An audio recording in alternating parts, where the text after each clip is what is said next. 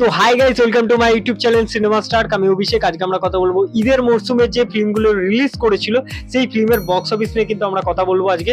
তো সেই ফিল্মের লিস্টে কিন্তু অঙ্কুশ হাজরার মির্জা ফিল্মটা আছে, অক্ষয় কুমারের বিএমসিএম আছে, অজয় দেবগানের ময়দান ফিল্ম আছে। এছাড়া কিন্তু মালায়ালাম ইন্ডাস্ট্রি থেকে আরো দুটো ফিল্ম কিন্তু এখানে অ্যাড করা হয়েছে। তো প্রথমে যদি আমি অঙ্কুশদার মির্জা ফিল্মটা নিয়ে কথা বলি, তো মির্জা ফিল্মটা কিন্তু আমার দারুণ লেগেছে। আমি রিভিউ খুব ভালো দিয়েছি, তোমরা গিয়ে চেক আউট করতে পারো, আমি লিঙ্ক ডেসক্রিপশনে দিয়ে দেবো।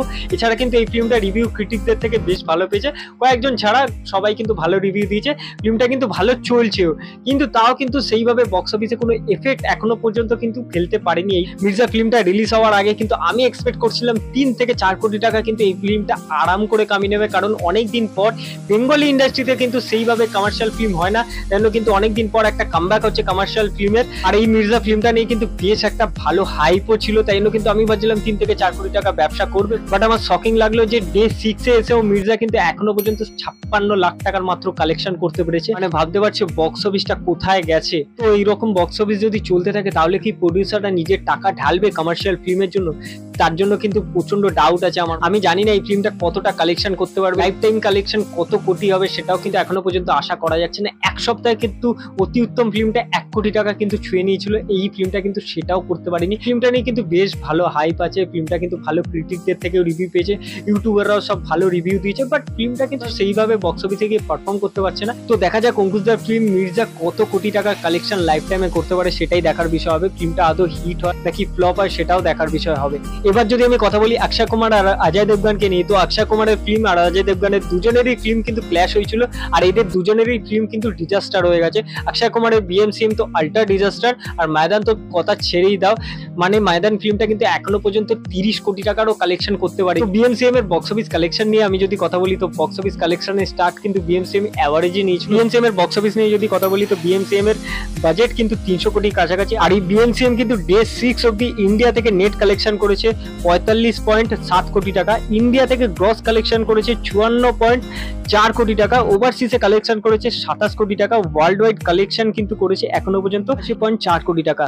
আর এই বিএমসিএম ফিল্মটা কিন্তু তামিল, কানাডা, তেলেগু ভাষাতেও বেরিয়েছিল, তাও কিন্তু ফিল্মটা সেখানেও কোনোভাবে ওয়ার্ক করেনি। ফিল্মটা কিন্তু লাখে কালেকশন করে, ওখানে 30 লাখ 40 লাখের মতো ওখানে কালেকশন করে, মানে ওখানেও ডিজাস্টার হয়ে যায়। বিএমসিএম কিন্তু তার বাজেটের 50% এখনো পর্যন্ত কালেকশন করতে পারেনি। তোমরা তাহলে ভাবো কি রকমের ডিজাস্টার হয়েছে।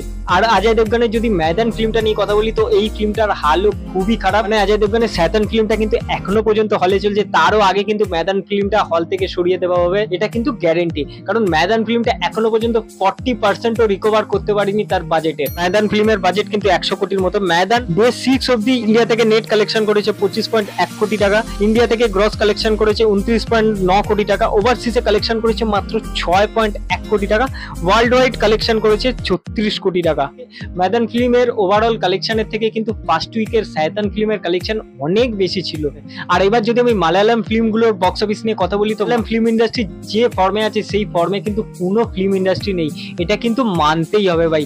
যে ফিল্মই রিলিজ করছে সেই ফিল্ম কিন্তু ব্লকবাস্টার হয়ে যাচ্ছে, মানে পর পর রেকর্ড ভাঙছে। যে কোনো হিরোই বলো, মানে ছোট ফিল্ম হোক বড় ফিল্ম হোক, সেইগুলো কিন্তু ব্লকবাস্টার, পর পর ব্লকবাস্টার হচ্ছে।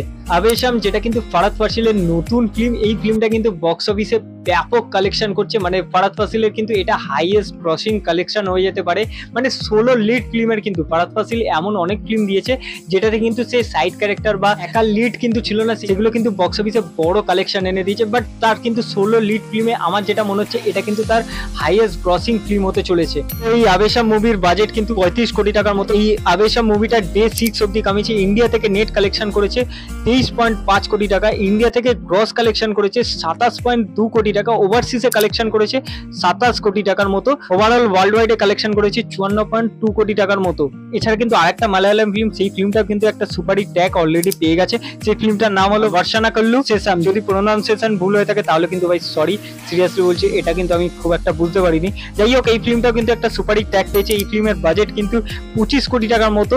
এই ফিল্মটা কিন্তু ডে 6 অব্দি ইন্ডিয়া থেকে নেট কালেকশন করেছে 18 কোটি টাকার মতো, ইন্ডিয়া থেকে গ্রস কালেকশন করেছে 21 কোটি টাকার টাকার মতো, আর ওভারসিজে কালেকশন করেছে 23 কোটি টাকার মতো। ওভারঅল ওয়ার্ল্ড ওয়াইড কালেকশন করেছে 44 কোটি টাকার মতো, যেটা কিন্তু একটা সুপারহিট ট্যাগ পেয়ে গেছে। আর একটা জিনিস, মালায়ালাম ফিল্ম ইন্ডাস্ট্রি কিন্তু সত্যি খুবই ভালো, সেটা হলো ওভারসিজে ওদের বিজনেস কিন্তু খুবই ভালো হয়। মানে তুমি দেখো আবেশামের কিন্তু ওভারসিজে বিজনেস মিনিমাম 20 কোটি টাকার উপরে, মানে ভাবতে পেরেছো ওভারসিজে ভালো কিন্তু ওদের একটা বক্স অফিস জেনারেট করে, যেটা কিন্তু সত্যি একটা ভালো দিক মালায়ালাম ফিল্ম ইন্ডাস্ট্রির জন্য। এইরকম ওভারসিজে কালেকশন যদি বাংলায় চলে আসে না, তাহলে কিন্তু ব্যাপক কালেকশন হবে বাংলা ফিল্ম ইন্ডাস্ট্রির ফিল্মগুলো। এবার দেখা যাক কতটা কি হয়। তো এটাই ছিল আমার বক্স অফিস নিয়ে কিছু কথা। তো ভিডিওটি ভালো লেগে থাকলে লাইক, সাবস্ক্রাইব, শেয়ার করে দিও। দেখা হচ্ছে পরে ভিডিও। টাটা।